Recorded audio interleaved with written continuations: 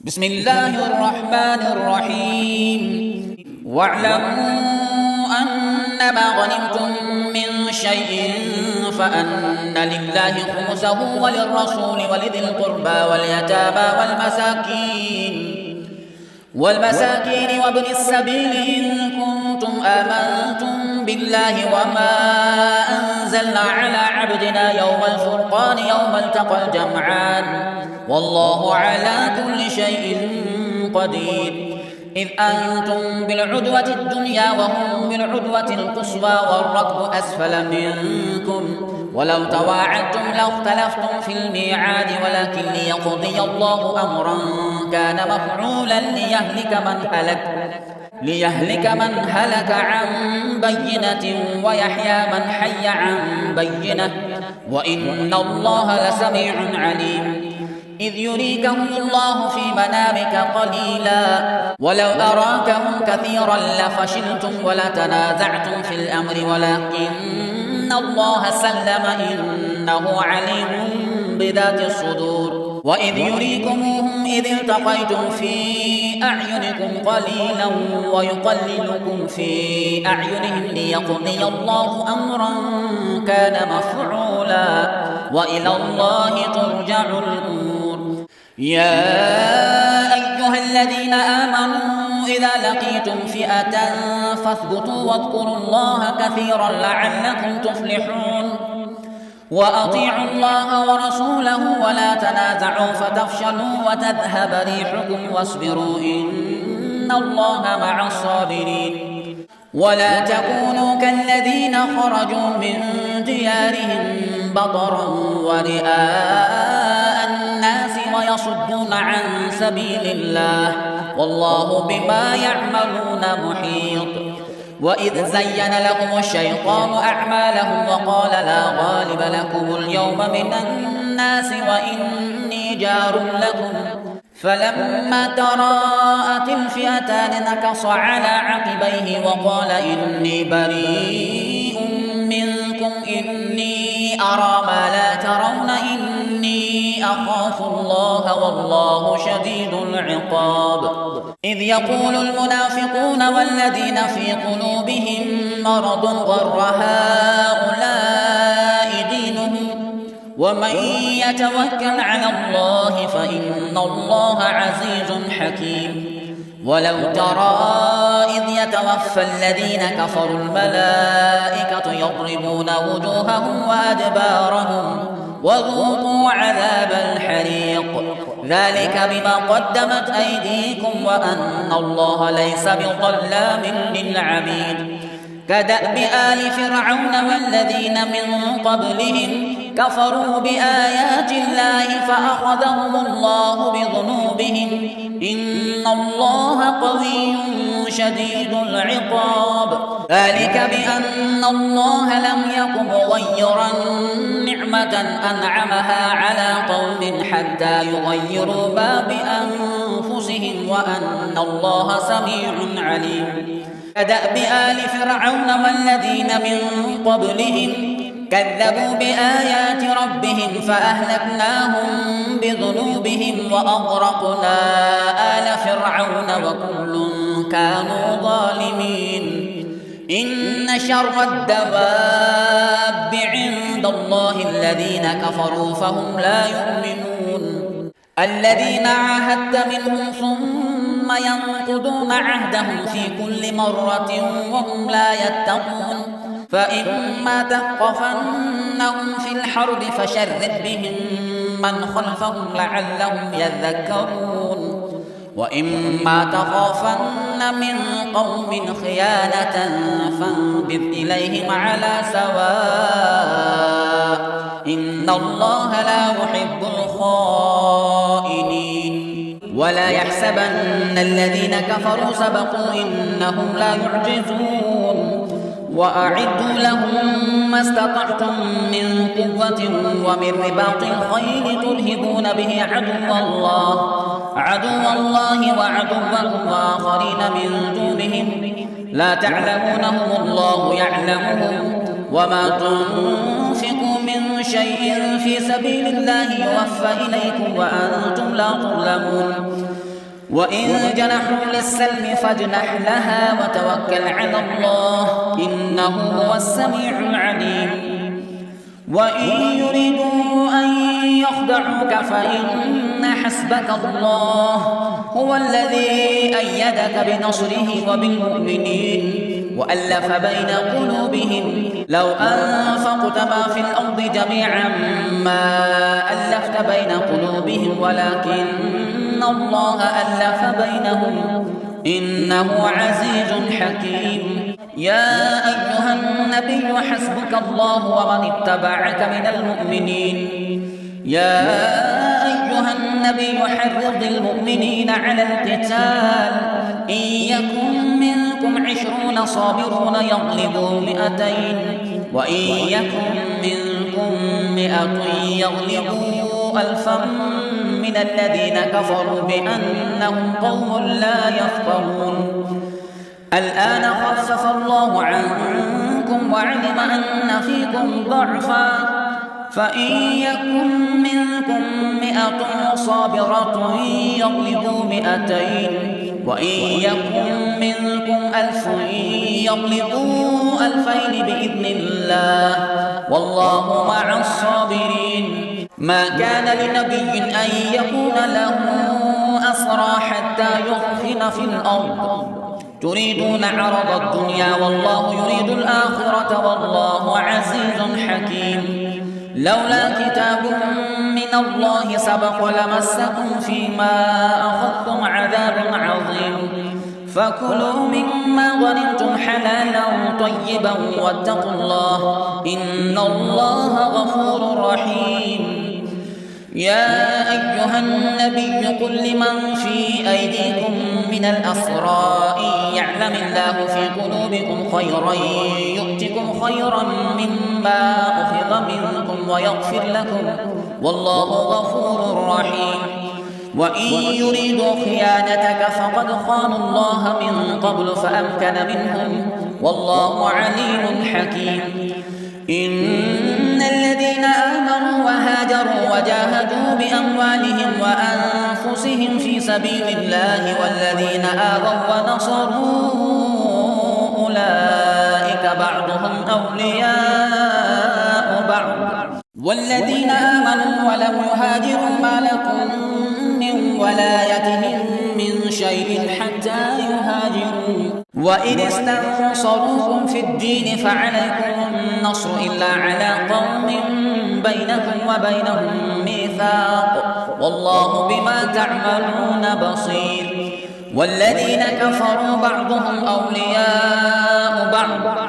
إلا تفعلوه تكن فتنة في الأرض وفساد كبير والذين آمنوا وهاجروا وجاهدوا في سبيل الله والذين آووا ونصروا أولئك هم المؤمنون حقا لهم مغفرة ورزق كريم والذين آمنوا من بعد وهاجروا وجاهدوا معكم فأولئك منكم وأولو الأرحام بعضهم أولى ببعض في كتاب الله إن الله بكل شيء عليم براءة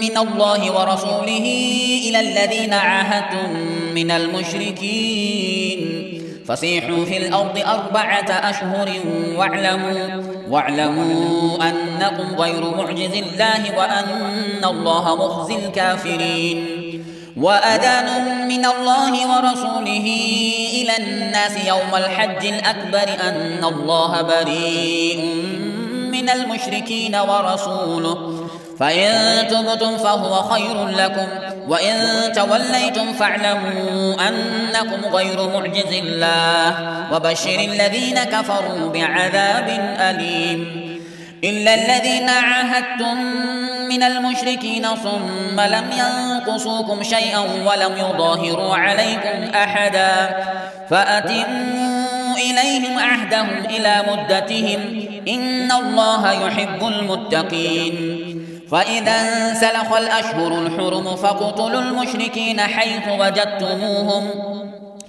فاقتلوا المشركين حيث وجدتموهم وخذوهم واحصروهم واقعدوا لهم كل مرصد فإن تابوا وأقاموا الصلاة وآتوا الزكاة فخلوا سبيلهم إن الله غفور رحيم. وإن أحد من المشركين استجارك فأجره حتى يسمع كلام الله ثم أبلغه مأمنه ذلك بأنهم قوم لا يعلمون.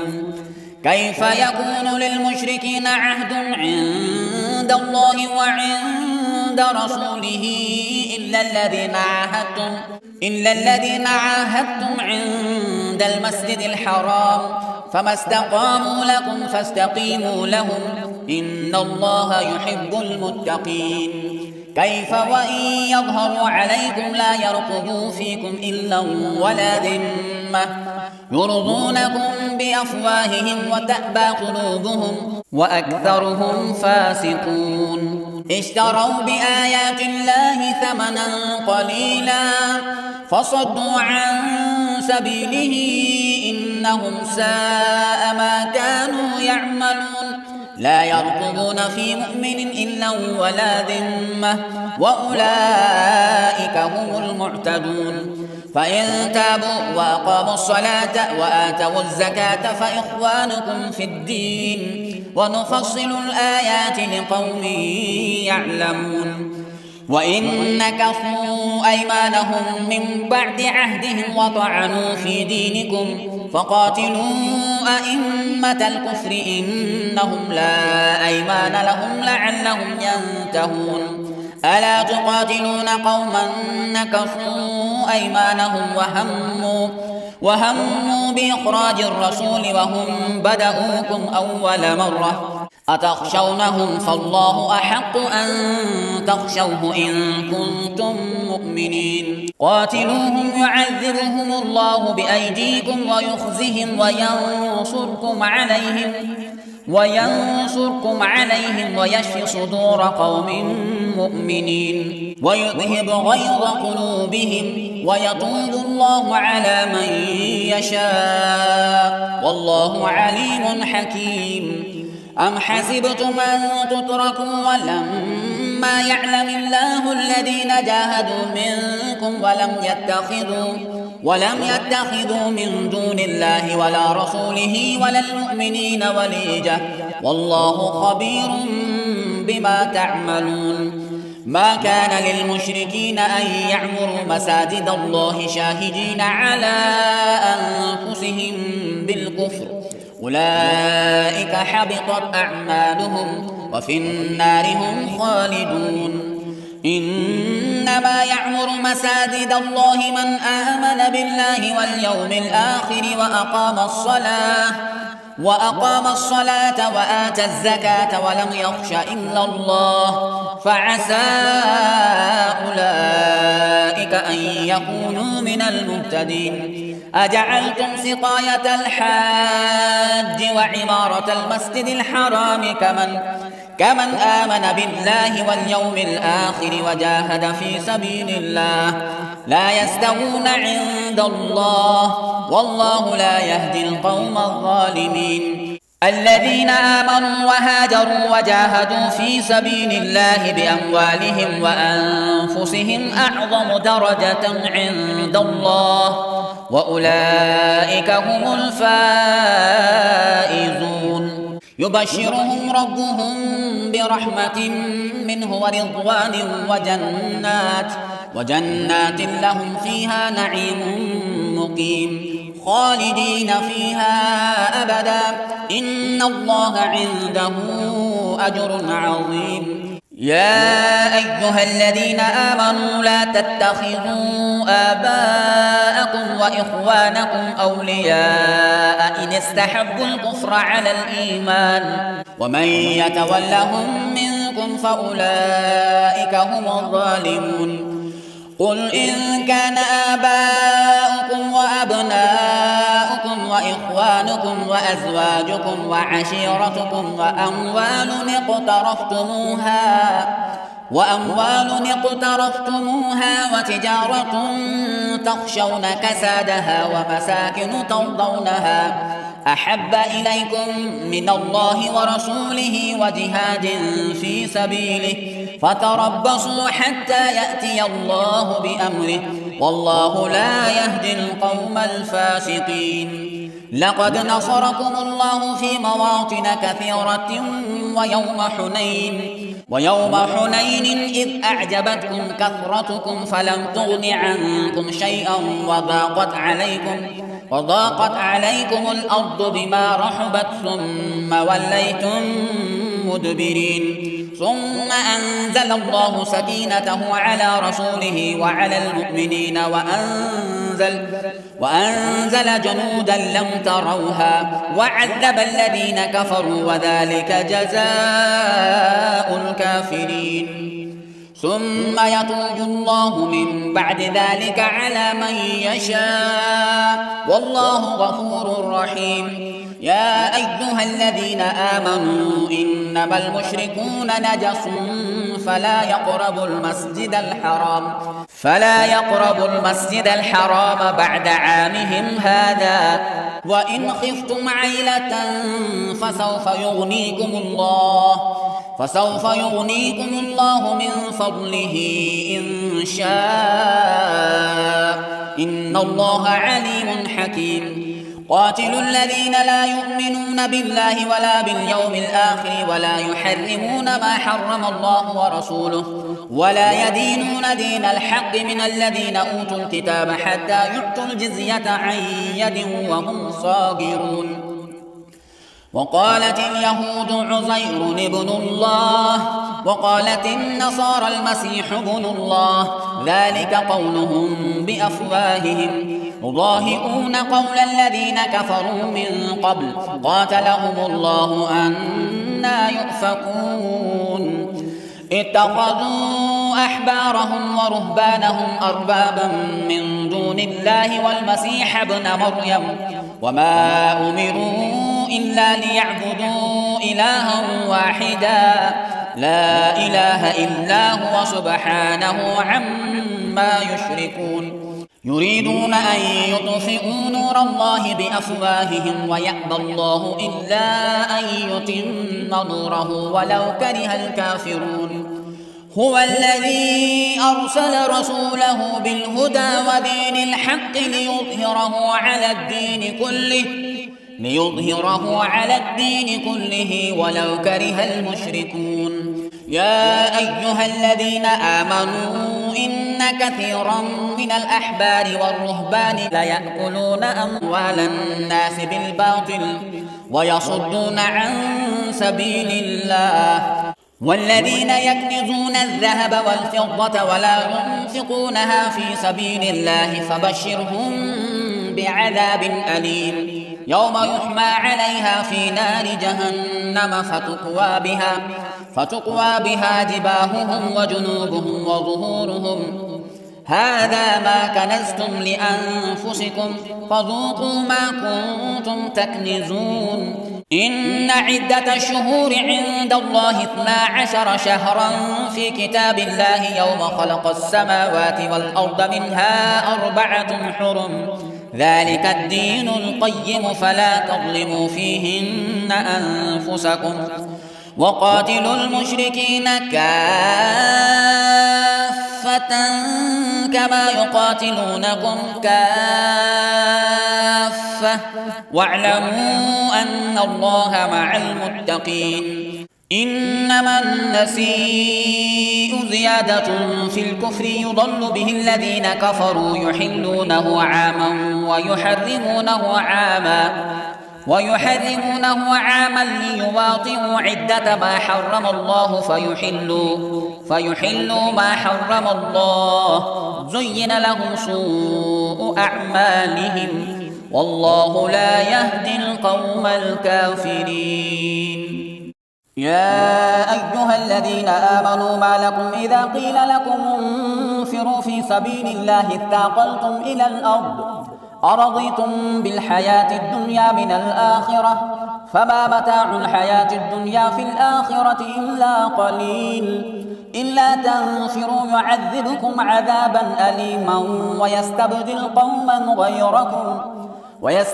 قوما غيركم ولا تضروه شيئا والله على كل شيء قدير. إلا تنصروه فقد نصره الله إذ أخرجه الذين كفروا ثاني اثنين إذ هما في الغار إذ يقول لصاحبه لا تحزن إن الله معنا فأنزل الله سكينته عليه وأيده بجنود لم تروها وجعل كلمة الذين كفروا السفلى وكلمة الله هي العليا والله عزيز حكيم. انفروا خفافا وثقالا وجاهدوا بأموالكم وأنفسكم في سبيل الله ذلكم خير لكم إن كنتم تعلمون. لو كان عرضا قريبا وسفرا قاصدا لاتبعوك ولكن بعدت عليهم الشقة وسيحلفون بالله لو استطعنا لخرجنا معكم يهلكون أنفسهم والله يعلم إنهم لكاذبون. عفى الله عنك لم أذنت لهم حتى يتبين لك الذين صدقوا وتعلم الكاذبين. لا يستأذنك الذين يؤمنون بالله واليوم الآخر أن يجاهدوا بأموالهم وأنفسهم والله عليم بالمتقين. إنما يستأذنك الذين لا يؤمنون بالله واليوم الآخر وارتابت قلوبهم فهم في ريبهم يترددون. ولو أرادوا الخروج لأعدوا له عدة ولكن كره الله بعاثهم فثبطهم وقيل اقعدوا مع القاعدين. لو خرجوا فيكم ما زادوكم إلا خبالا ولأوضعوا خلالكم يبغونكم الفتنة وفيكم سماعون لهم والله عليم بالظالمين. لقد ابتغوا الفتنة من قبل وقلبوا لك الأمور حتى جاء الحق وظهر أمر الله وهم كارهون.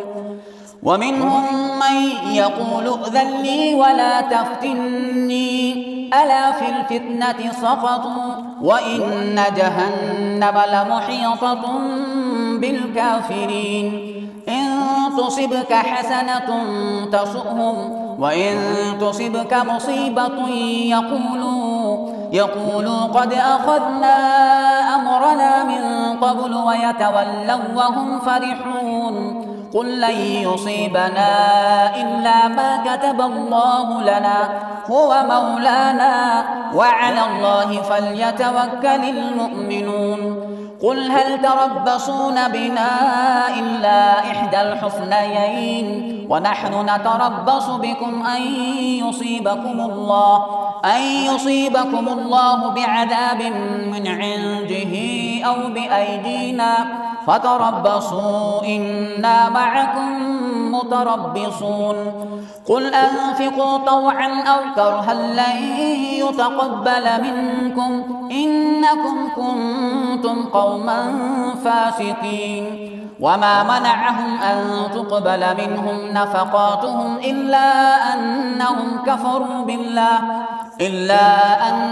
كفروا بالله وبرسوله ولا يأتون الصلاة إلا وهم كسالى ولا ينفقون إلا وهم كارهون. فلا تعجبك أموالهم ولا أولادهم إنما يريد الله ليعذبهم بها في الحياة الدنيا وتزهق أنفسهم وهم كافرون.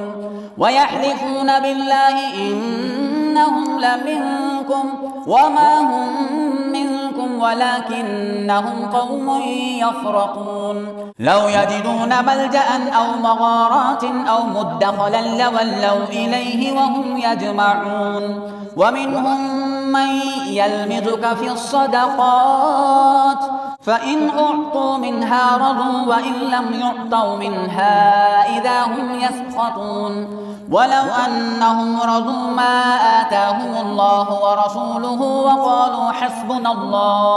وقالوا حسبنا الله سيؤتينا الله من فضله ورسوله إنا إلى الله راغبون إنما الصدقات للفقراء والمساكين والعاملين عليها والمؤلفة قلوبهم وفي الرقاب والغارمين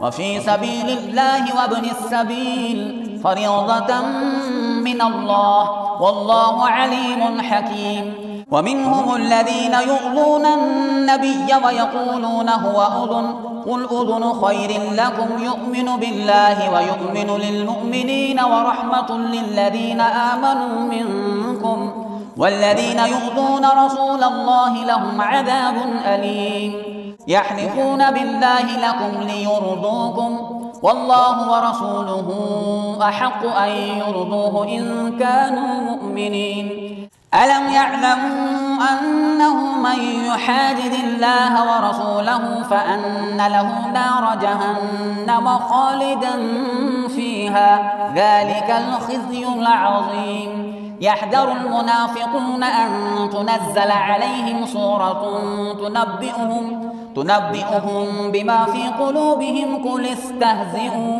إن الله مخرج ما تحذرون ولئن سألتهم ليقولن إنما كنا نخوض ونلعب قل أبالله وآياته ورسوله كنتم تستهزئون لا تعتذروا قد كفرتم بعد إيمانكم إن نعف عن طائفة منكم نعذب طائفة بأنهم كانوا مجرمين المنافقون والمنافقات بعضهم من بعض يأمرون بالمنكر وينهون عن المعروف ويقبضون أيديهم نسوا الله فنسيهم إن المنافقين هم الفاسقون وعد الله المنافقين والمنافقات والكفار نار جهنم خالدين فيها هي حسبهم ولعنهم الله ولهم عذاب مقيم كالذين من قبلكم كانوا أشد منكم قوة وأكثر أموالا وأولادا فاستمتعوا بخلاقهم فاستمتعتم بخلاقكم كما استمتع الذين من قبلكم بخلاقهم وخذتم كالذي خاضوا أولئك حبطت أعمالهم في الدنيا والآخرة وأولئك هم الخاسرون ألم يأتهم نبأ الذين من قبلهم قوم نوح وعاد وثمود وقوم إبراهيم وأصحاب مدين والمؤتفكات أتتهم رسلهم بالبينات فما كان الله ليظلمهم ولكن كانوا أنفسهم يظلمون والمؤمنون والمؤمنات بعضهم أولياء بعض يأمرون بالمعروف وينهون عن المنكر ويقيمون الصلاة ويؤتون الزكاة ويطيعون الله ورسوله أولئك سيرحمهم الله إن الله عزيز حكيم وعد الله المؤمنين والمؤمنات جنات تجري من تحتها الأنهار خالدين فيها ومساكن طيبة في جنات عدن ورضوان من الله أكبر ذلك هو الفوز العظيم يا أيها النبي جاهد الكفار والمنافقين واغلظ عليهم ومأواهم جهنم وبئس المصير يحلفون بالله ما قالوا ولقد قالوا كلمة الكفر وكفروا بعد إسلامهم وهموا بما لم ينالوا وما نقموا إلا من أغناهم الله ورسوله من فضله فإن يتوبوا يك خيرا لهم وإن يتولوا يعذبهم الله عذابا أليما في الدنيا والآخرة وما لهم في الأرض من ولي ولا نصير.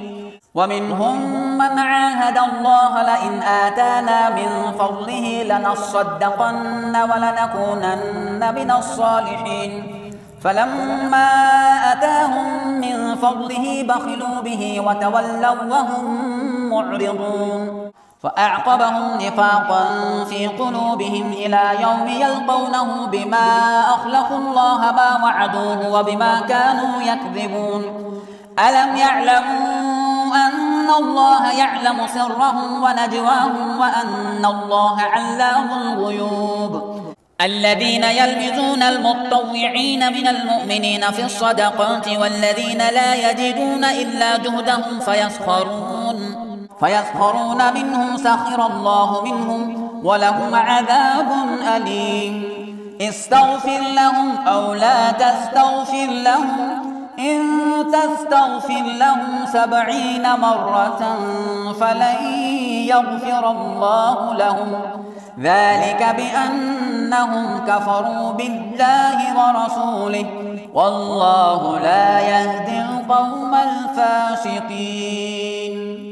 فرح المخلفون بمقعدهم خلاف رسول الله وكرهوا أن يجاهدوا بأموالهم وأنفسهم في سبيل الله وقالوا لا تنفروا في الحر قل نار جهنم أشد حرا لو كانوا يفقهون فليضحكوا قليلا وليبكوا كثيرا جزاء بما كانوا يكسبون.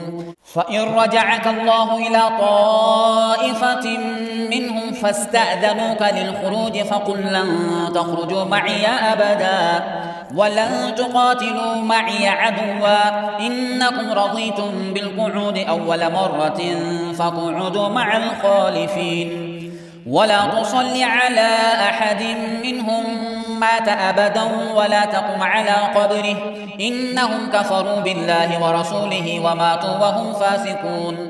ولا تعجبك أموالهم وأولادهم إنما يريد الله أن يعذبهم بها في الدنيا وتزهق أنفسهم وهم كافرون. وإذا أنزلت سورة أن آمنوا بالله وجاهدوا مع رسوله استأذنك أولو الطول منهم وقالوا ذرنا لكم مع القاعدين. رضوا بأن يكونوا مع الخوالف وطبع على قلوبهم فهم لا يفقهون. لكن الرسول والذين آمنوا معه جاهدوا بأموالهم وأنفسهم وأولئك لهم الخيرات وأولئك هم المفلحون. أعد الله لهم جنات تجري من تحتها الأنهار خالدين فيها ذلك الفوز العظيم. وجاء المعذرون من الأعراب ليؤذن لهم وقعد الذين كذبوا الله ورسوله سيصيب الذين كفروا منهم عذاب أليم. ليس على الضعفاء ولا على المرضى ولا على الذين لا يجدون ما ينفقون حرج إذا نصحوا لله ورسوله ما على المحسنين من سبيل والله غفور رحيم. ولا على الذين إذا ما أتوك لتحملهم قلت لا أجد ما أحملكم عليه تولوا وأعينهم تفيض من الدمع حزنا ألا يجدوا ما ينفقون. إنما السبيل على الذين يستأذنونك وهم أغنياء رضوا بأن يكونوا مع الخوالف وطبع الله على قلوبهم فهم لا يعلمون.